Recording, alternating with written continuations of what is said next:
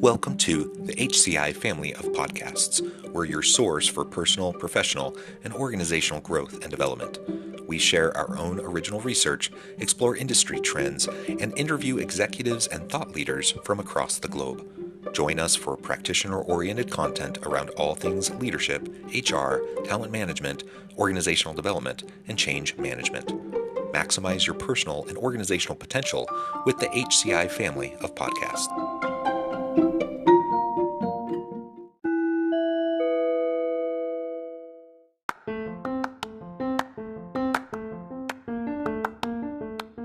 Welcome to the podcast. In this podcast episode, I talk with Kimberly Gerber about cultivating a high-performing team culture.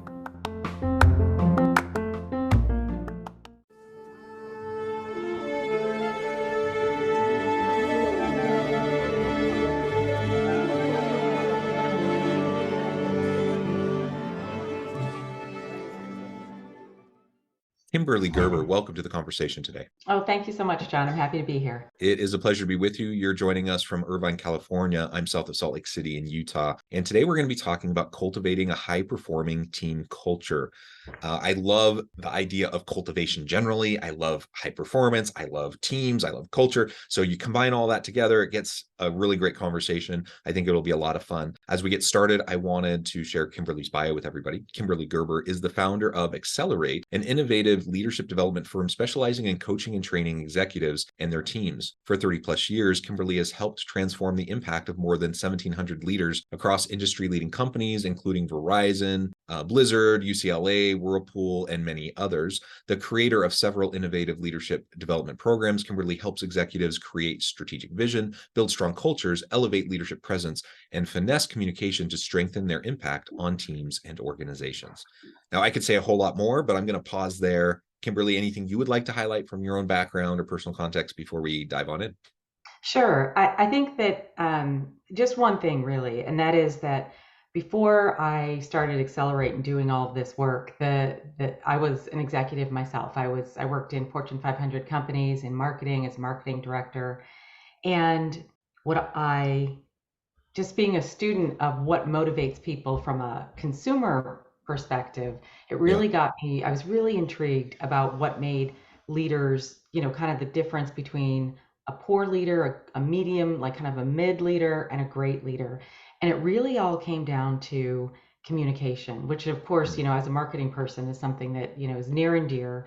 And so a lot of the things that we teach and train and coach leaders around really comes from that perspective of how do you get people to do things? How do you get a team to come together? How do you get people to want to follow you? And it's really all through that lens of marketing and communication. Yeah. Well, wonderful. Thank you for that background and your executive experience as well as your consulting and coaching experience is tremendous. And I really appreciate you taking your time out of your busy day to share your insights with me and my audience. Now let's dive right on in to this idea of cultivating high-performing team culture. I mean, on the face of it, it sounds awesome. Like I don't think anyone would disagree with this notion that yes, we want to have high performance. We want to have a really healthy, dynamic culture, recognition that it doesn't just happen. Like you have to do things to develop it, to maintain it, to sustain it. What do you mean, just as a way of framing out as we start the episode, what do you mean, by this idea of cultivating a high-performing team culture? When I write that and say that and speak to that, what I'm talking about is when a group of people come together with a common purpose and actually can make decisions together, execute together in a way that serves not just an individual group or, line of the business, but the whole business. And to do so in a way, not where, it's awesome if there's a lot of camaraderie and everyone feels friendly towards one another, but that's not the real essence of it. It's where people feel like they're coming together to work together for common purpose, and they actually do whatever it takes. Not just the fun stuff and, not just kind of going through the checklist, but really working the business together. Yeah, wonderful. Very good. So as we dive into this topic more in depth, What would you say would be some of those first steps in this cultivation process? Again, I guess assuming perhaps even before we start the cultivation that we have a clear understanding of what our core objectives are and Yeah, what high performance even means to us, yeah, because I think that's an assumption that's probably a faulty assumption because many organizations don't even have that right. Like they don't hmm, understand that piece. yeah. But for the sake of the conversation, let's assume for a moment that we do understand that. How do you start the process of cultivation? I think the process starts with a charter. And I think that most leaders don't know how to do a team charter, or even Mm, that they exist and that they should do one. And so that's something that we work with a lot of teams on the chartering process. And you can do a big chartering process, and you can also do an informal kind of build as you go chartering process.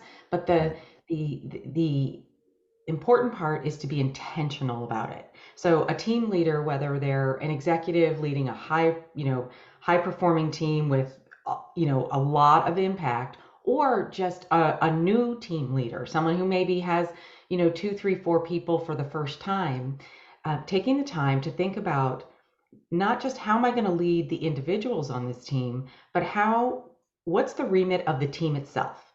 What is it that we are supposed to do? What's our purpose? And then starting from there. So we have a chartering process that we use kind of just to make it easy to really mhm, make sure that as a leader, you're thinking about all the things you need to think about. You mentioned some of them already. What's the purpose of the team? Who's on the team and why are they there? What are the synergies of the team? I think a lot of times what I see when teams are kind of not functioning at an optimal, in an optimal way, is that you have a leader who may be very good at leading people, but they're leading mm, one to one. And yeah, sure, they bring them together in a team meeting, and sure, they do some things together, but they're not actually harnessing the brain power of the team to work together to solve problems. We do a status report, everyone's individually leading their functions or their projects, but we're not working together. And I think it does take some intentionality. So the chartering process is where I always recommend people start so that the team can kind of come together, work together to figure out how they're going to what their purpose is as a group, and then how they're going to work together. So it becomes a team building, but it also lays yeah. down the foundation of how we're going to do this. Yeah, I love that. So I'm a university professor in addition to the consulting work that I do.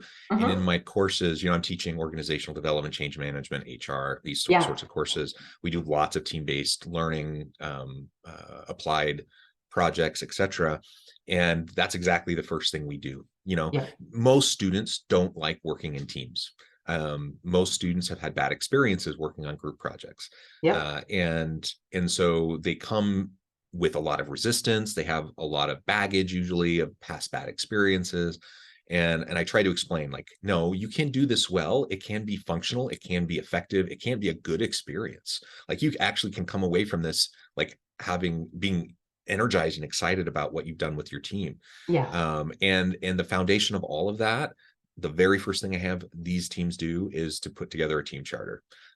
Exactly the points that you were talking about. Now, this isn't I'm sharing what I do in a classroom setting in a sure, university space, but my point is it applies in both places. yeah, It really applies anytime you get groups of people together to try to accomplish something. yep, And absolutely, how often are we just not even on the same starting page? Like we're not communicating in a way that people can even hear or understand each other. So it's no wonder that teams aren't always very effective, or why they don't perform at the level they want to.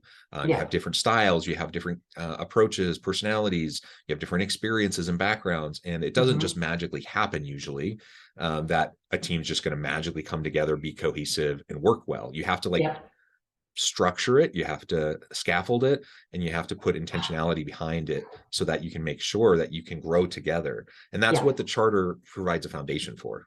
absolutely. One of my favorite parts of doing a charter, different people call it different things, but it's the road rules process. Mm. because and that is where the group comes together and basically says, what are the behaviors, what's important to us individually, and what are the behaviors that we all agree to that we're going to, when we work with this team, we're going to abide. And some of the reasons people don't like to work together, and there's dysfunction on a team, is because we are all very different, and what we value, how we like to approach our work is going to be different. And yet, if it's not on the table, if it's not stated, people don't know. And so we run the risk of missing expectation, or having our Mhm. own expectations not met, because we haven't clarified what's really important to us. So we call it road rules, where you go through and you build a short but important list of what Yeah. commitments you're going to make. And it's such a powerful, like, aha process for the people on the team, like, oh, this is what's important. And then as you're going through your work, you refer back to that. It's like, okay, so some things are as mundane as we're gonna be on time. We're gonna commit to be on time for things. We're gonna commit not to cancel meetings. Just the nitty gritty things of how you do the work and how you behave can be really powerful to set that stage right up front. Yeah, I love it. And a piece of this, as you're trying to cultivate, that means, think about cultivation Hmm. in terms of a Yeah. garden, right? You're Yep. you're you're like literally planting the seeds. You're tilling the earth. You're Yep. watering. You're fertilizing. You're doing all these things, right? So that metaphor applying into the workplace or in a classroom setting where you're doing teamwork, or even at home, it means it takes work. It takes proactive effort to help Yep. these things be effective. Now, taking even a step back from that, I suppose we could also talk a little bit about um, the talent within the team. So how do Hmm. you go about identifying the needs of the team in terms of skill sets, competencies, capabilities? How do you go out and find and recruit and bring in and then nurture that talent within the team? Any thoughts on how that fits into this idea of cultivating high performing team cultures? Sure. So, as part of the process, I think it's important to understand who people are. And so, very commonly used, personality, talent development tools, whether it's a MBTI or a Strengths Finders or a DISC, those are great exercises, not just for team building, because obviously they're great. You get to know one another, you get to kind of explore yourself and explore others, but they're also really powerful for helping a team see who's likely to be talented in some general areas and in some general ways. And I think that teams that are balanced, have represent many styles, are going to Mm-hmm. be ultimately a lot more high performing than those that might cluster a lot of people who are very similar. Mm-hmm. Initially it can be very comfortable to hang around with, and Yeah. to work with people who are very similar to us, but then we're going to be missing things. So, for example, you may have a group of people that you've got some strategists on there, people who are naturally pushing the envelope, thinking big picture, figuring out kind of like, where should we go, what, and how to block and tackle, how to get rid of some of the obstacles. But if you don't have planners on your team, if you don't have people who are willing to get into the details on your team, execution is going to be really hard for a group like that. So when you talk about talent, like, one of the things that I always encourage leaders to do is to figure out what are the planning talents you have on your team, what are the creative and ideation talents.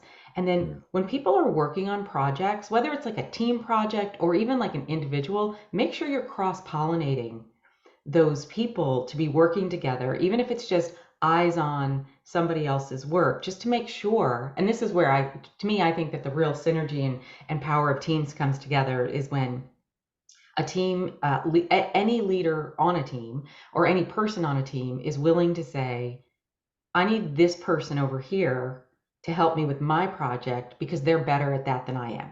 Mm. There's going to be this thing missing if I don't have this other person kind of helping me with my project. And when you've got a team that's hit the high performing stage, when they come to the table and they bring people into the work that they and their groups are responsible for from across the team, or they throw things out and they say, hey, this is where we're at, we're stuck, who can help me solve this problem? because that is risky, and it signifies that you've created a psychologically safe environment for a Mm. team to actually put themselves out there and say, hey, the people at this table might see something I missed, or they might be better at something than I am. And when you can do that, and when people all around the table are doing that with their work, you are going to get a better lens on the business. You're going to have better decisions, and people are going to ultimately enjoy their work a whole lot more. Yeah, for sure. And I literally, before talking with you, was at a conflict resolution workshop, Ah, which was super interesting. Lots of really great things were shared, but I couldn't help, the whole time it was like, how can I proactively approach as a leader? And the whole time, and I didn't want to derail the speaker or anything to get them off of, their core points, because, they had their core objectives. But the one of the thoughts I had, that was kind of underlying how I was responding to a lot of what was being shared was, what are the strategies? It's one thing for me as a leader to proactively think, okay, what are the healthy ways to approach conflict? mm-hmm. With emotional intelligence, creating psychological safety, doing it in a way that's going to maximize performance. It's one thing for me to recognize some of those things and to try to do them proactively, create a good dynamic for my team. But we've all been there where we've reported to people who don't get it or don't Yeah. understand it or don't have the skill sets or ability to do it. Yep. Um, and there's a power differential. And so, you're trying to resolve conflicts within your team, but maybe you're the team member and the team lead is the one causing the problems. Any thoughts on general strategies, how we could go about tackling that? Mm-hmm. Because a high performing team, they're going to need to work well together. But if there is some sort of hierarchical power differential, there also has to be a way to navigate that as well. Yeah.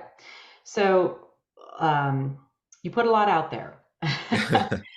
Uh, so part of my background that I didn't mention is I'm a certified mediator, and that's something that I do. I got the certification because I found myself doing a lot of mediation with teams, and felt like that was something that it's really important, and it's tricky Mhm. to help people navigate when they're entrenched. And so one of the things that I learned, and it's, you think about human nature. What causes conflict is a sense of a lack of safety. Mm. An imbalance. You talked about a difference in the power, the power dynamic. When people feel heard, that's the first step. And I love the idea of granting legitimacy. And so if there's conflict on a team, now let's assume it's not with the team leader, because that's actually a lot trickier when the team leader is part of the Mm. conflict. So hold that off for a second. But if a team leader recognizes that there's conflict on their team, not ignoring it is the first step. Conflict rarely resolves itself, and it often needs a third party to come in and to help bring it together. Now that third party doesn't have to be a mediator. They can be another team member or the team leader, but allowing each party that is in conflict to vocalize and to authentically be heard, Mhm. that's the building block. Like that's the first place to start with addressing team conflict. One of the things, sorry, I'm going to cough. One of the things that if I'm working with people who are in conflict, whether it's like two groups or two individuals or three individuals, is a lot of times I'll work one-on-one to hear them out, figure Mm. out really what's going on, and then be able to construct a conversation, a group conversation, so that you can make sure that everyone's heard in the way that they need to be heard. Once you've got some dialogue going, what I love to do with people then is put them into a project together. Mm. Because a lot of times we get into conflict because the way we approach things or what we're valuing is different. Not worse, not better or worse, just different. And so if we can acknowledge that, see the value, grant some legitimacy, and then actually see how it works, that has been proven very powerful, a very powerful way to solve conflict on teams. Yeah. Well, and I think of some of my own experiences with conflict, Hmm. or where there's been some professional frustrations, or, I'm annoyed or even resentful with somebody. Typically, I am more likely to have those feelings if I don't have as much personal understanding or interaction with the person. And Yep. so once for whatever reason, if that um, is provided me, if I now have the opportunity to work more closely with this person, I still may have the things I'm concerned about, and I'm Yeah. still frustrated about certain things, but it also allows me to see, oh yeah, this is actually a really great person, capable in these ways. Like we can work effectively together, even if there's these other things. And just it's like proximity to difference helps you become more comfortable with difference and Yep. helps you learn how to navigate it better. Yep. And so I know I've personally experienced that and felt that, and in some cases feel quite embarrassed by like the narratives in my head the things I was telling myself about this person, that Yep. really once I got to know them better, I'm like, no, that's really not where they were coming from or what they were trying to do. And finally, I was able to kind of have my eyes open to that. Yeah. Yes, you're spot on. I'm what happens with people, it's interesting. I was actually teaching a workshop last week, and they were, you talk about the power dynamic piece in there, and someone was saying like, well, what if someone, what do I do, how do I start the process if that person may be junior to me, if that person may be not quite at my level, but I see it, and how do we do that? And what I recommend to folks in that situation is sometimes addressing the conflict Mm, first isn't the way to go about it. Sometimes extending an olive branch, having a coffee, trying to build a little bit of rapport outside the situation. And that's kind of what, you triggered that memory there because of what you just said, is sometimes you just got to get to know the person, and then you can actually surface the issue that may be there. And what I find oftentimes is that people are afraid to surface what they are perceiving as frustration or conflict. They're afraid because they don't feel skilled to do it. They don't know what'll happen, mhm. and they're afraid to make things worse.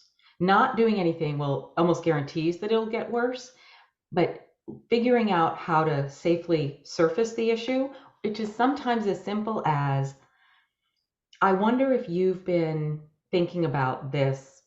It seems like we're coming at this problem from different angles. Do you want to talk about it? Mm. Think, just taking a moment to think about, how could I bring this up? How could I surface this issue in a way that was neutral to this person? And we did I had, like I said, I was doing a workshop last week, and there was a lot of things kind of bubbling up around a topic, and it just seemed like the right time to have a surfacing exercise. And so we did, and there was probably about, 25 people in the room, and we said, have a fictitious conversation, practice surfacing something. And every one of the groups was like, I actually did something real. I actually had a Mm. frustration and I surfaced it. And it was actually easy. And now we've actually figured it out. And I think that I bring that up because when there is conflict on a team, a lot of times it can be resolved pretty easily, a lot more easily than people feel like it could be, simply by surfacing the issue. Yeah, and you mentioned it a few minutes ago. Just doing nothing, allowing the resentments to build, the frustrations to build, passive aggressive behaviors, whatever. Like Yeah. just doing nothing doesn't help. It's just going Yeah. to make things worse in the long run. So you may think that you're avoiding, something that's going to be uncomfortable or blow things up, and maybe it will, but Yeah. you're better off facing it than pretending, putting your head in the sand and pretending like it's not there. And the one last thing I just wanted to say Yeah. is just acknowledging that yes, there are people that have bad intentions, nefarious intentions. There are people that, you can't just be Pollyanna-ish and just assume everyone is Yeah. going to um, do this in good faith. But in my experience, the vast majority of people do wake up in the morning wanting to like go and be good to people and work well with people and collaborate. Most people aren't, um, you know, nefarious individuals trying to Right. exploit their team or whatever, right? So if we can just start from a place of like a little bit of Benefit of the trust, doubt.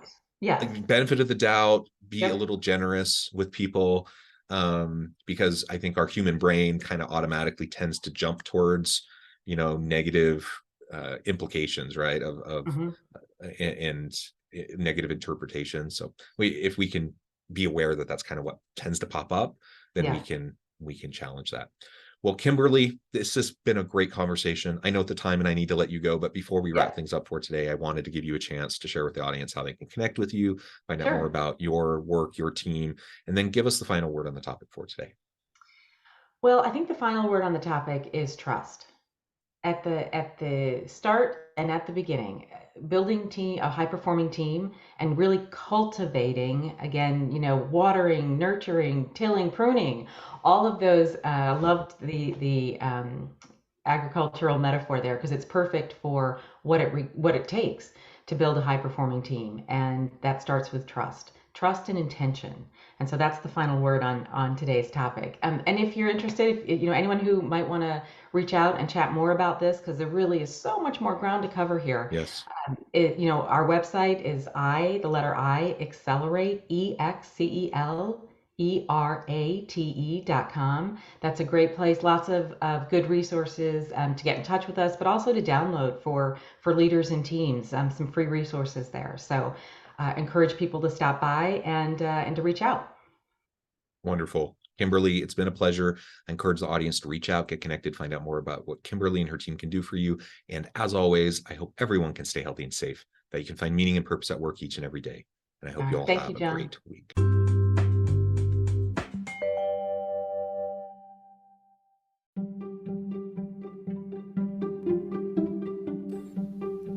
Thanks for joining us for this episode of the podcast. We hope you stay healthy and safe, and please join us again soon.